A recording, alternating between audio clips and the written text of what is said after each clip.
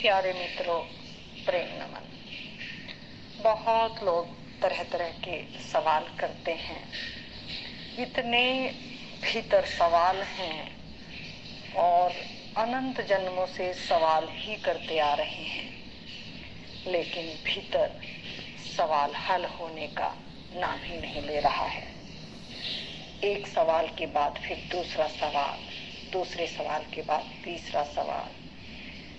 प्रतिस्पर्धा है, यह ठीक है, यह गलत है, लेकिन निर्णय स्वयं का स्वयं से है।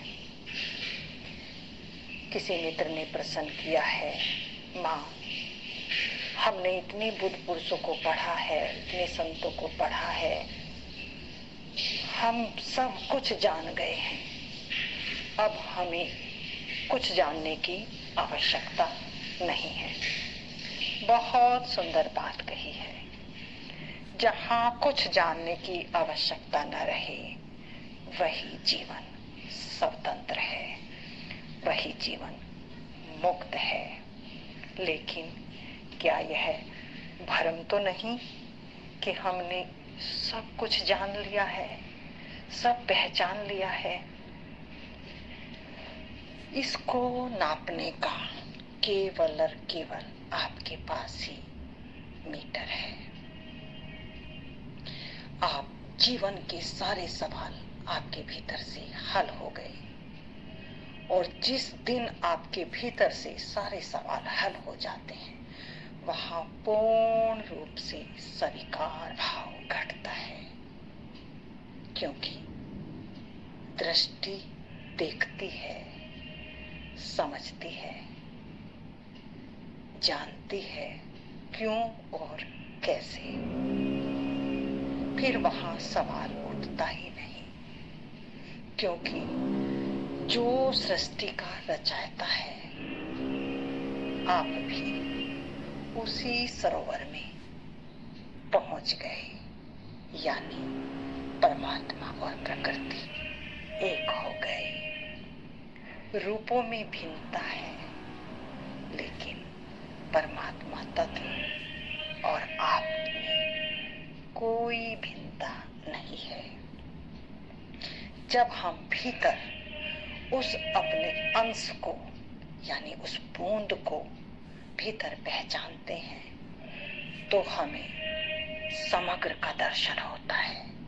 भीतर हम देखते हैं कि शरीर भिन्न भिन्न है, लेकिन शरीर टिका कहाँ है। हम भीतर अनुभूति कर लेते हैं, जान लेते हैं, और जैसे ही भीतर हमारे चैतन्य का दिया जलता है, चैतन्य यानी संपूर्ण जागरण, जहाँ संपूर्ण सृष्टि जागृत है, जिंदा है, श्वास ले रही है, तब हम भीतर अपने गंतव्य की तरफ यात्रा शुरू करते हैं। यानी बूंद धीरे धीरे अपनी मंजिल की तरफ चलना शुरू हो गई। हमारे भीतर अनेक चक्र हैं, और जैसे ही हम अपनी चेतना को मार्ग देते हैं ज्ञान के माध्यम से, गुरु ज्ञान है, गुरु से ज्ञान लेकर हम भीतर चक्रों को पार करते हुए ऊपर की तरफ उद्गमन करते हैं। यानी बहुत सरल शब्दों में समझाना चाहूंगी, शरीर को खाली करते हैं।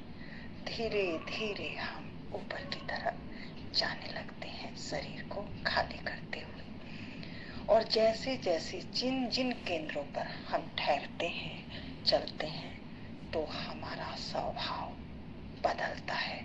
यानी जो हमने मन के अधीन होकर आवरण ओढ़े हुए थे, मैं का भाव था, वह धीरे धीरे अपने मूल स्वभाव में परिवर्तित होने लगता है।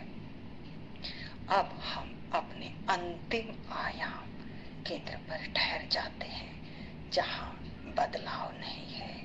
आपका अंतिम द्वार, जिसे संतों ने 10वां द्वार भी कहा है। जब चेतना वहां ठहरती है और इंतजार करती है, वहां जब तक हमारे भीतर एक भी विचार है, यानी हम पृथ्वी की ग्रेविटेशन में हैं, हम पृथ्वी की भार में हैं। और जैसे ही हमारा मन पूर्ण रूप से निर्लेप खाली हो जाता है और केवल एक पुकार रहती है, वहां से समाधि की छलांग लगती है। फिर सृष्टि एक हो जाती है।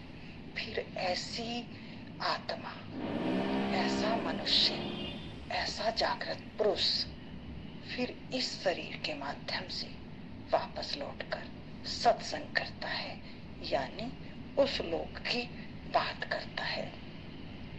इसलिए यहाँ के जो प्राणी हैं, जो ध्यानी नहीं है, चेतना का उन्हें अपने बोधभान नहीं है, स्वयं को भीतर जाना ही नहीं है, तो वहाँ की बात बहुत अलग लगती है, स्वीकार नहीं होती। यह स्वाभाविक बात है। तो जो ध्यान में उतरेगा और स्वयं को जानेगा, उसको स्पष्ट बात समझ जाएगी और स्वीकार भाव घटता रहेगा। और जब संपूर्ण स्वीकार भाव घट जाता है, इसका मतलब अब हमने समस्त को जान लिया है। अब यहाँ ना कोई प्रश्न है, ना कोई उत्तर है। एक खाली बिल्कुल स्वतंत्र मुक्त जीवन है। यही जीते जी जीवन मुक्त अवस्था है।